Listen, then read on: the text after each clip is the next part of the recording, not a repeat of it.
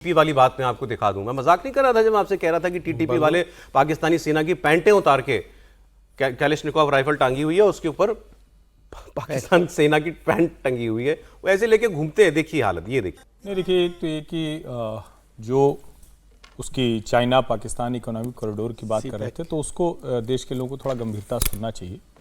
प्रधानमंत्री नरेंद्र मोदी को thank you बोलिए। 2014 में भारत सरकार जब बदली तो बड़ी कड़ाई से, ऐसा नहीं कि पहले की सरकार कोई सहमति दे रही थी, हमारी किसी सरकार ने उसको सहमति नहीं दी, पहले की भी, यूपीए की भी, उसके पहले की भी, लेकिन नरेंद्र मोदी ने साफ साफ कह दिया कि हम इसका हिस्सा नहीं बनेंगे।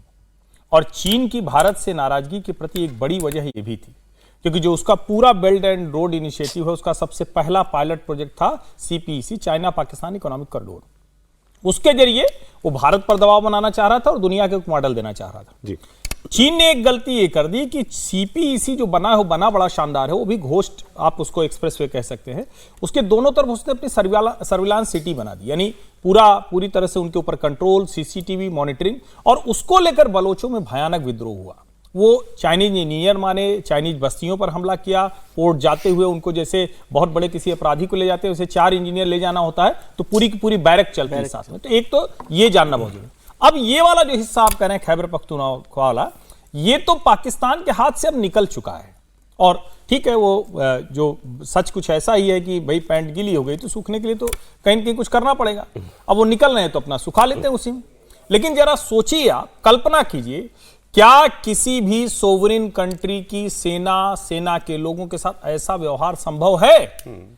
इसका मतलब क्या हुआ? इसका मतलब ये हुआ कि पाकिस्तान कोई भी सोवरेन कंट्री नहीं रह गया है। ये जो आतंकवादियों का अड्डा था, इस आतंकवादियों के अड्डे में छोटे बड़े अलग अलग किस्म के आतंकवादी हैं, और सेना वो भी एक छोटे आतंकवादी समूह की तरह काम करती है, ये तो जो बड़े लोगों से पिट रही है। अरे अब एक चीज बता दूं आपको मैं, ये बहुत बड़ी डेवलपमेंट होगी अगर ऐसा करने में ये टीटीपी वाले, तहरीक तालिबान पाकिस्तान वाले कामयाब हो गए। इनके प्रवक्ता ने ऐलान किया कि अब हम अपनी एयरफोर्स बनाएंगे, एयरफोर्स बनाएंगे टीटीपी वाले। एयरफोर्स मैं पढ़ रहा था तो भाई आज तक एक ही मिसाल है दुनिया में कि किसी विद्रोही गुट के पास कोई एयरफोर्स हो, तो वो लिट्टे था, एलटीटी के पास एयरफोर्स भी थी, नेवी भी थी। अब ऐसा जाहिर है कोई उसके पास जगुआर विमान नहीं था, जैसा भी था, लेकिन उसके पास एयरफोर्स के नाम पे जहाज थे। ये क्लेम कर रहे हैं कि हम अपनी एयरफोर्स बनाएंगे। ये तो जमीन पे नहीं सांस लेने देते पाकिस्तान की सेना को, हवा में अगर इनके पास कुछ आ गया तो क्या करेंगे?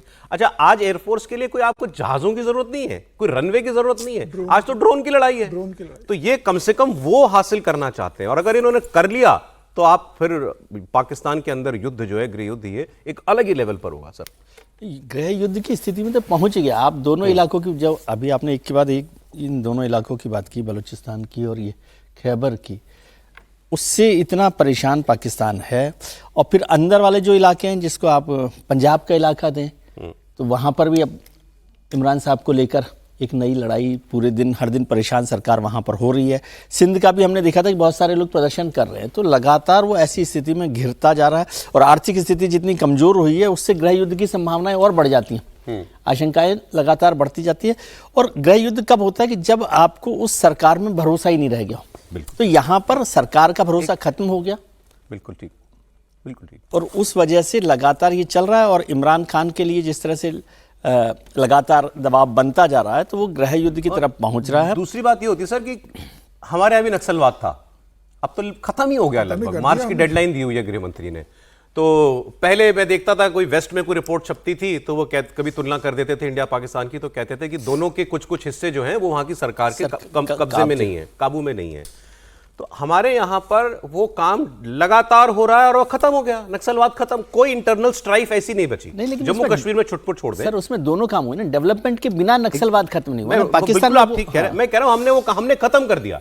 भारत की टेरिटरी का कोई ऐसा हिस्सा नहीं है जो आज जहां भारत सरकार का कानून नहीं चलता। पाकिस्तान, आधा पाकिस्तान ऐसा है जहां पर पाकिस्तान की सरकार का कानून नहीं चलता, ये अंतर है। और ये लड़ाई टीटीपी वालों की कम से कम 20 साल से चल रही है। मैं तो जब आया था नया नया इस प्रोफेशन में, तब से सुन रहा हूं मैं कि टीटीपी के साथ लड़ाई चल रही है। एक वक्त तो इनके पास पूरी स्टेट थी, और वो 20-25 साल से खत्म नहीं कर पा रहे इनको। ये उनकी प्रॉब्लम है बड़ी।